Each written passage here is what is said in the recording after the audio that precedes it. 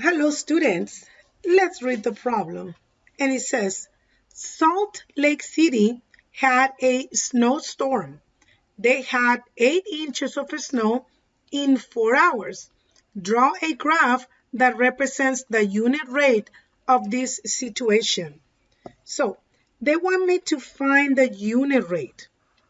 Okay, maybe you can think about rise over run. Maybe you can think about what else?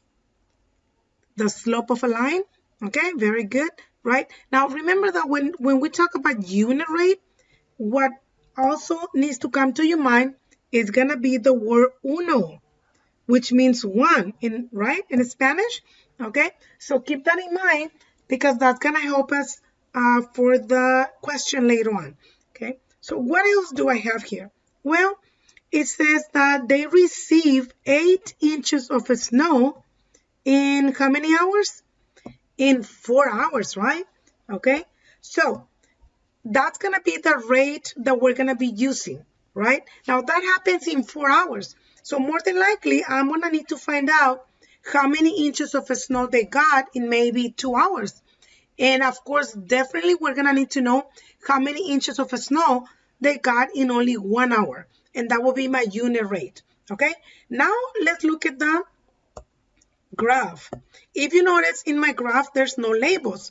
So I need to decide who or where my inches are gonna go, the inches of snow, and the time, which is the hours. Okay, so that's gonna help me if I remember that there's something called dependent and independent events. Okay, so usually I tell my students to help them. I said, why don't you write down the word dependent on the side? And we read it as y depends on x. Okay, so the y is gonna depend on what happens to the x. So in terms of the snow and the hours, the inches of snow is gonna depend on the number of hours that it happens.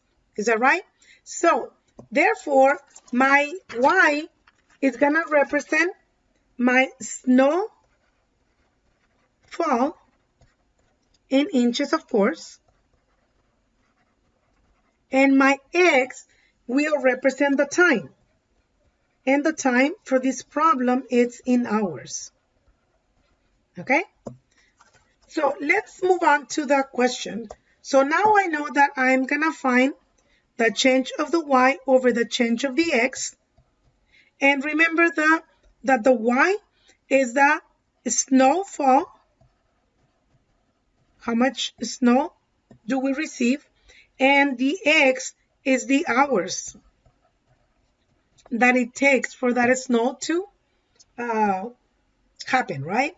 So what numbers are given to me? Well, I do see 8 inches of snow. That goes on my numerator. And the hours is 4, so that goes on my denominator. What I'm going to do next is I'm going to simplify. And I'm going to decide what number can divide both of them, right? So I can divide both of them by 2. And if I divide by 2, I will get a 4 over 2. But I can also simplify the 4 and 2. If I divide it by 2 again, I will get 2 and 1. So what does that mean? Remember that the 2 or the y is the inches of a snowfall. So that means that in 1 hour, because 8, the x is the hours, in 1 hour, there was 2 inches of a snowfall. Okay? In 2 hours, which is the second one, there was 4. And in 4 hours, there were actually 8 inches of snowfall. So all of these are my equivalent fractions. Okay, so I am going to write down my numbers here. So 8 over 4 is the same as 4 over 2, which is the same as 2 over 1. They're all equivalent fractions. This is my y, and this is my x. Okay, now let's suppose that you don't like the fractions like that. You feel more comfortable writing them as a order pair. So let's do the order pair right here. So when I write down my order pairs, Well, the first one has 4 for x, is on my denominator, and 8 for y. The second fraction has 2 for x and 4 for y. And the last one, which is my unit rate, has 1 for x and 2 for y. So what I'm going to do next is, of course, we're going to find those order pairs on the graph. So I'm going to start with 1 and 2. 1 is x, 2 is y. So in 1 hour, which is right here, in 1 hour, how much snowfall do we have in 1 hour? 2 inches, which is right here. That will be my first order pair. Okay, what about the next one? Well, the next one says in 2 hours, which is right here, how much snowfall do we have? 4 inches, which is right here. And the point where these two intersect, that's my order pair that I was looking for. Okay, what about the next one? It says 4 and 8. Well, 4 is on x, 8 it's on y. So I'm going to go up on 4 and across on 8. And I can see my answer right there.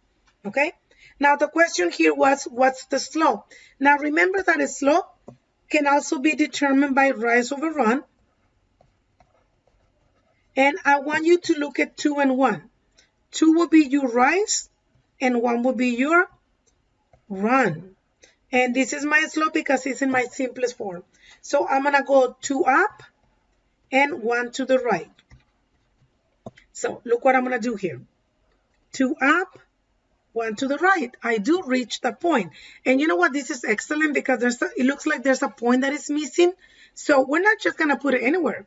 We're going to follow the 2 up and then the 1 to the right. And this is the missing point. Is that right? And that point is what? 3 and 6. Which looks like it fits pretty much good on my other order pairs, right? So my answer for this will be, what's the slope? The slope is going to be 2. Okay? And we're talking about unit rate.